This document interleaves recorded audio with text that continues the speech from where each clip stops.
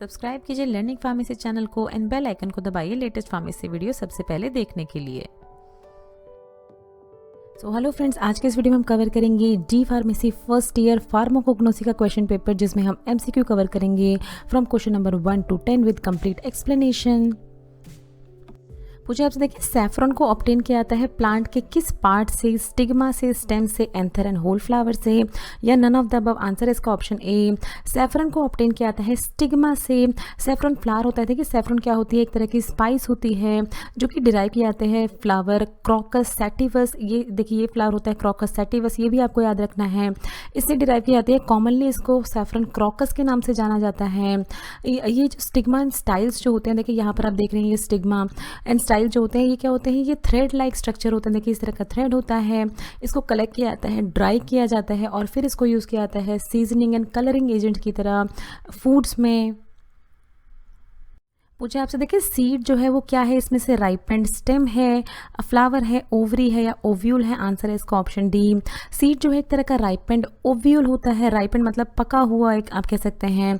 Ovule, अब देखिए ये एक तरह का ये फर्टिलाइज्ड ओव्यूल है जो स्टार्टिंग में जब सीड बनना शुरू होता है तो कैसे होता है? इस तरह का देखिए पॉलेंस के थ्रू फर्टिलाइजेशन होता है। इस तरह का फर्टिलाइज्ड ओव्यूल बनता है, जिसमें यहाँ पर देखिए यहाँ जाइगोट प्रेजेंट होता है। यहाँ ये सेंट्रल सेल होती है जिसको ट्रिप्लॉइड कहते हैं, और ये होती है देखिए डिप्लॉइड। यहाँ इंटेग्यूमेंट्स कहते हैं इसको। एक तरह का सीड कोट बनने की शुरुआत होती है यहाँ पर। फिर क्या होता है?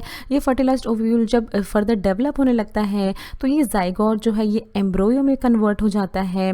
जो सेंट्रल सेल थी देखिए ट्रिप्लॉइड, वो बन जाती है एंडोस्पर्म। ये सीड की बात करें, देखिए पूरा ही सीड होता है। किस तरह से बनता है ये आपको बता रहे हैं इनिशियल स्टेज से। एंड ये जो इंटेग्यूमेंट्स होते हैं डिप्लॉइड, ये बन जाता है सीड कोट। तो इस तरह से देखिए राइप हो जाता है पूरा ही सीड ओव्यूल से। पूछे आपसे, देखिए असावा इसमें से किस टाइप की आयुर्वेदिक डोसेज फॉर्म है? सेमी सॉलिड, लिक्विड, सॉलिड या पाउडर? आंसर है इसका ऑप्शन बी। असावा जो है एक तरह की liquid type of Ayurvedic dosage form है। आयुर्वेदा में देखिए असावा को असावा को बनाया जाता है नेचुरल फर्मेंटेशन प्रोसेस से, जिसमें क्या किया जाता है? हर्ब्स, वाटर एंड शुगर को आपस में एक दूसरे के साथ डिजोल्व किया जाता है और फिर इसको रखा जाता है फर्मेंट होने के लिए। अभी दिखाते हैं फर्मेंटेशन क्या होता है, आपको बताते हैं। और देखिए असावा मेडिसिन जो है उसको यूज़ किया जा रहा है, देखिए 3000 सालों से इसको यूज़ किया जा रहा है। आयुर्वेदा में इसको यूज़ किया जाता है स्टिमुलेंट एंड एपिटाइज़र की तरह। एपिटाइज़र मतलब जो भूख बढ़ाने के सॉल्यूशंस होते हैं, जो मेडिकेशंस होती हैं, उसकी तरह इसको यूज़ किया जाता है। स्टिमुलेंट की तरह इसको यूज़ किया जाता है। फिर देखिए फर्मेंटेशन क्या होती है?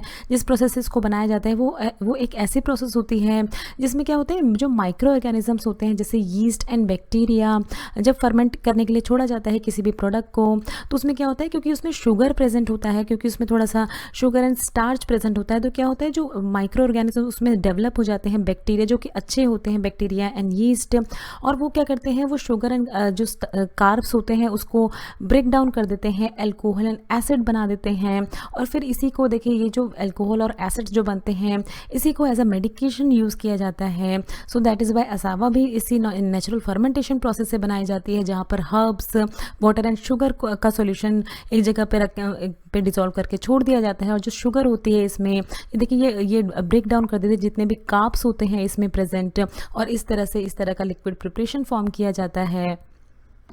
पूछे आपसे, देखिए ऐसी एक्सट्रैक्शन प्रोसेस को क्या कहते हैं जिसमें वाटर पोर किया जाता है ड्रग के ऊपर, और ये वाटर और ड्रग का जो कॉम्बिनेशन है इसको एक क्लोज कॉन्टैक्ट में रखा जाता है एक स्पेसिफिक अमाउंट ऑफ टाइम के लिए, एंड देन फिर जो लिक्विड है उसको फिल्टर ऑफ कर लिया जाता है। तो देखिए अलग अलग प्रोसेस, इन्फ्यूजन, मैसेरेशन, परकोलेशन या डाइजेशन? आंसर है इसका ऑप्शन ए। इस प्रोसेस को देखिए इन्फ्यूजन कहा जाता है। इन्फ्यूजन क्या होता है? डाइल्यूट सॉल्यूशन होता है क्या किसका? जो सॉल्युबल कॉन्स्टिट्यूएंट होते हैं रॉ ड्रग्स के, मतलब जो भी एसेंशियल ऑयल होते हैं, जो भी कॉन्स्टिट्यूएंट प्रेजेंट होते हैं रॉ ड्रग के, वो आपस में क्या करते हैं? वो वाटर में डिजोल्व हो जाते हैं, जो कि लिक्विड इसमें पोर किया जाता है उसमें डिजोल्व हो जाते हैं और एक तरह का सॉल्युबल मिक्सचर फॉर्म कर लेते हैं। ये इस तरह का जो इन्फ्यूजन होता है ये सुटेबल होता है एरोमेटिक ड्रग्स के लिए। एरोमेटिक ड्रग्स जिसमें मीन्स एरोमा होता है, जिसमें खुशबू होती है, जिसमें वोलेटाइल ऑयल्स प्रेजेंट होते हैं। बिकॉज इस प्रोसेस से क्या होता है कि उनका जो अरोमा होता है वो एटमॉस्फेयर में इवेपोरेट नहीं होता, वो एटमॉस्फेयर में उसका अरोमा लॉस नहीं होता है और एरोमेटिक वाटर हमें आसानी से इससे मिल जाता है। तो देखिए इन्फ्यूजन में क्या किया जाता है, जो प्लांट के जो जिस भी पार्ट का हमें इन्फ्यूजन बनाना है उसको वाटर में इस तरह से इमर्स करके रखा जाता है। बॉइलिंग वाटर में इसलिए रखा जाता है ताकि अच्छे से जो भी कॉन्स्टिट्यूएंट है इस प्लांट पार्ट के वो अच्छे से इसमें डिजोल्व हो जाएँ और इसको क्लोज कॉन्टैक्ट में रखा जाता है। 15 मिनट इसको इस तरह से क्लोज कंटेनर में रखा जाता है एंड देन जो लिक्विड है उसको फिल्टर्ड आउट कर लिया जाता है फिल्टर पेपर की मदद से। तो पूछा है आपसे, देखिए असाफोटिडा जिसको हींग कहा जाता है हिंदी में, वो उसमें से क्या होती है, रेजिन्स होती हैं, एल्कलॉइड ऑयल या टेनिन। आंसर है इसका ऑप्शन ए। असाफोटिडा जो है ये एक तरह का रेजिन होता है, बहुत ही कॉमनली यूज़ किया जाता है इसको इंडिया और ईरान में स्पाइसेस की तरह जो करीज होते हैं उनमें डालने के लिए। एक तरह का गम रेजिन होता है। इसका जो टेस्ट होता है देखिए आपको आपके घर में भी इसको यूज़ किया जाता होगा। एक्रेट टेस्ट होता है, मतलब थोड़ा सा पंजेंट, आप उसको ऐसे नहीं खा सकते हींग को, इसको करीज में डाल के ही खाया जाता है। अनियन लाइक ऑडर होती है क्योंकि क्या होता है इसमें ऑर्गेनिक सल्फर प्रेजेंट होता है। सल्फर जो है वो अनियन में भी प्रेजेंट होता है और इसमें भी प्रेजेंट होता है, जिसकी वजह से इन दोनों की ही बहुत ही स्ट्रॉन्ग ऑडर होती है, बहुत ही स्ट्रॉन्ग स्मेल होती है। पूछे आपसे, देखिए क्विनिन जो है ये ऑब्टेन किया जाता है, इसमें से कहाँ से ऑब्टेन किया जाता है, सिनेमोमम, सिनकोना, एंड्रोग्राफिस या स्टिकनस। आंसर है इसका ऑप्शन बी, सिनकोना से ऑब्टेन किया जाता है क्विनिन। बहुत ही कॉमन क्वेश्चन है, बहुत सारे बच्चों को इसका आंसर आता भी होगा पहले से। क्विनिन क्या होता है, देखिए एक तरह का बिटर क्रिस्टलाइन कंपाउंड होता है जो कि सिनकोना बाग, देखिए ये इसका प्लांट होता है, इसकी इस तरह की बार्क होती है, छाल होती है, उससे इसको ऑब्टेन किया जाता है और इसको यूज़ किया जाता है टॉनिक की तरह और फॉर्मली इसको एंटी मलेरियल ड्रग की तरह बहुत ज़्यादा यूज़ किया जाता है क्विनिन को। पूछा आपसे, देखिए इसमें से सारे ही जो है ये यूज़ है गूगल जो यूज़ होता है हमारी इंडिया में, एक्सेप्ट कौन सा उसका यूज़ नहीं है, कहाँ उसको यूज़ नहीं किया जाता। Anti inflammatory, hypolipidemic, anti rheumatic या एंटी डायबिटिक। आंसर है इसका ऑप्शन डी। एंटी डायबिटिक की तरह गूगल को यूज़ नहीं किया जाता है। बाकी देखिए उसको एंटी इन्फ्लामेटरी प्रॉपर्टी होती है, हाइपोलिपिडेमिक प्रॉपर्टी होती है, एंटी रूमेटिक प्रॉपर्टी होती है। मीन्स देखिए अब ये बताएंगे आपको किस तरह से इसकी ये प्रॉपर्टी होती है। सबसे पहले देखते हैं कहाँ से ऑब्टेन किया जाता है गूगल। देखिए कॉमीफोरा विटी इस तरह का प्लांट होता है जिसको हम इंडियन बेडिलियम ट्री के नाम से भी जानते हैं और अलग अलग गूगल की प्रोनाउंसिएशन होती है, देखिए इसके नाम से जानते हैं। बहुत ही कॉमनली इसको जानते हैं देखिए मुकुल मेरी ट्री के नाम से। एक तरह का फ्लावरिंग प्लांट होता है जिसकी फैमिली होती है ब्रूसिएसी। ये जो गूगल रेजिन है देखिए इस तरह का रेजिन इससे ऑब्टेन होता है। इसको यूज़ कहते हैं अर्थराइटिस में, इसीलिए एंटी इन्फ्लामेटरी प्रॉपर्टी होने की वजह से इसको अर्थराइटिस में यूज़ किया जाता है। हाई कोलेस्ट्रॉल को लो करता है ये, बिकॉज इसकी हाइपोलिपिडेमिक प्रॉपर्टी होती है, इसलिए इसको हाई कोलेस्ट्रॉल को लो करने के लिए भी यूज़ किया जाता है। इसको एथेरोस्क्लेरोसिस में भी यूज़ किया जाता है। एक्ने, स्किन डिसीज़ और वेट लॉस के लिए भी इसको यूज़ किया जाता है। एंटी रूमेटिक प्रॉपर्टी भी होती है, बट इसकी सिर्फ और सिर्फ एंटी डायबिटिक प्रॉपर्टी नहीं होती है। डायबिटीज़ में इसको नहीं यूज़ किया जाता है। देखिए पूछा है आपसे, Hydnocarpus oil is obtained by. आपसे पूछा है कि हिडनोकार्पस ऑयल इसमें से किस प्रोसेस के थ्रू ऑब्टेन किया जाता है, एक्सट्रैक्ट किया जाता है। Cold expression process, hot percolation, steam distillation या पार्टीशन विद वाटर। आंसर है इसका ऑप्शन ए।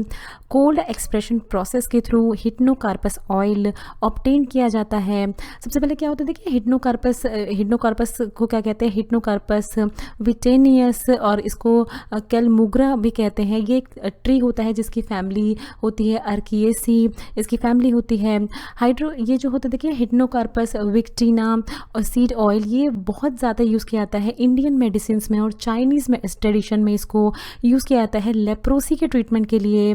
तो ये आपको याद रखना है। इसका दूसरा नाम भी होता है चलमुग्रा। फिर देखिए ये जो चावल मुगरा ऑयल है इसको ऑब्टेन किया जाता है कोल्ड एक्सप्रेशन प्रोसेस से। मतलब क्या किया जाता है, जो फ्रेशली राइप सीड होते हैं हिडनोकार्पस, देखिए इसका ये प्लांट होता है हिडनोकार्पस, इस पे इस तरह के सीड्स आते हैं।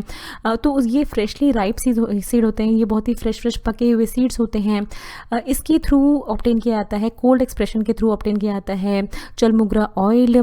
क्या होता है देखिए कोल्ड एक्सप्रेशन प्रोसेस, ये एक ऐसी प्रोसेस होती है जिसमें किसी भी तरह की हीट का नहीं यूज़ किया जाता है। जैसे कि इसके नाम से आपको पता चल रहा होगा।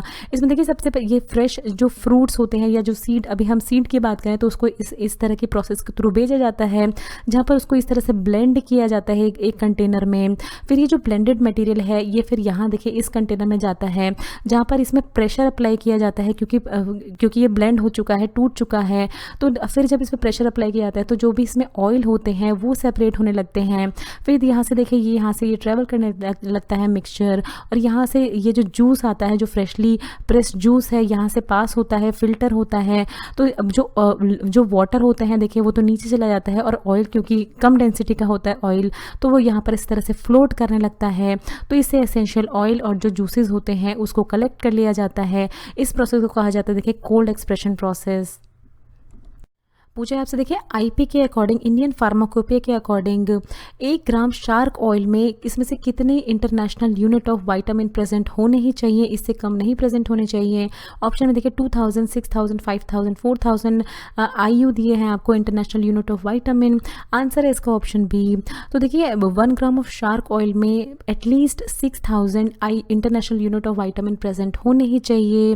शार्क लिवर ऑयल जो है देखिए ये शार्क के लिवर से ऑब्टेन किया जाता है, और इसमें इसको बहुत सारी कंडीशंस को ट्रीट करने के लिए यूज़ किया जाता है। जैसे बहुत सारे एलिमेंट्स को पहले से ही यूज़ किया जा रहा है इसको ट्रीट करने के लिए, जैसे जो कट्स लग जाते हैं हमारी बॉडी में उसको कैंसर ट्रीटमेंट के लिए, हार्ट डिसीज़ के लिए, इनफर्टिलिटी को ट्रीट करने के लिए भी इसको यूज़ किया जाता था। शार्क लिवर ऑयल जो है देखिए ये कौन से वाइटामिन में रिच होता है, इसमें विटामिन ए और टोकोफेरोल बहुत ज़्यादा अमाउंट में प्रेजेंट होता है।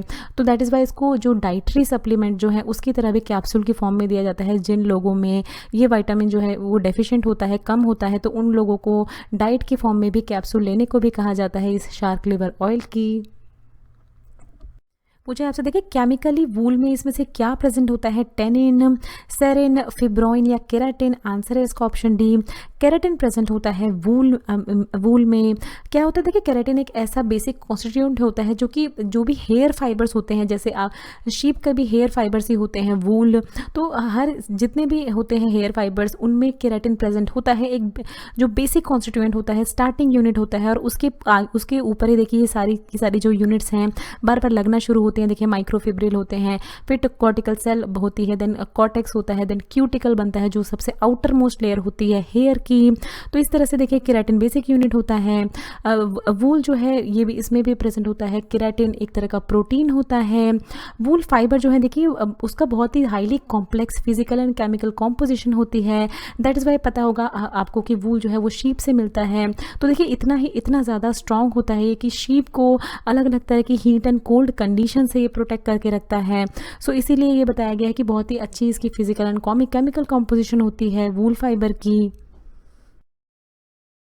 So thanks for watching. Next video में कवर करेंगे डी फार्मेसी फर्स्ट ईयर फार्माकोग्नोस्टिक के एमसीक्यू, जिसमें हम एमसीक्यू कवर करेंगे from question number 11 to 20 with complete explanation. So friends अगर आपको ये वीडियो अच्छी लगी तो इस वीडियो को जरूर लाइक कीजिए, शेयर कीजिए अपने फ्रेंड्स के साथ। अगर आप चैनल पर पहली बार आए तो प्लीज़ चैनल को सब्सक्राइब कीजिए। वीडियो के नीचे रेड कलर का सब्सक्राइब बटन दिया होगा, उस पर क्लिक करके आप चैनल को सब्सक्राइब कर सकते हैं। अगर आपका कोई भी सवाल है तो नीचे दिए हुए कमेंट बॉक्स में आप हमसे कुछ भी पूछ सकते हैं। ये कुछ हमारे रिलेटेड वीडियोस के लिंक हैं जिन पे क्लिक करके आप उनको देख सकते हैं। दोस्तों लर्निंग फार्मेसी पे आने के लिए और ये वीडियो देखने के लिए आपका बहुत बहुत शुक्रिया। मिलते हैं अगले वीडियो में।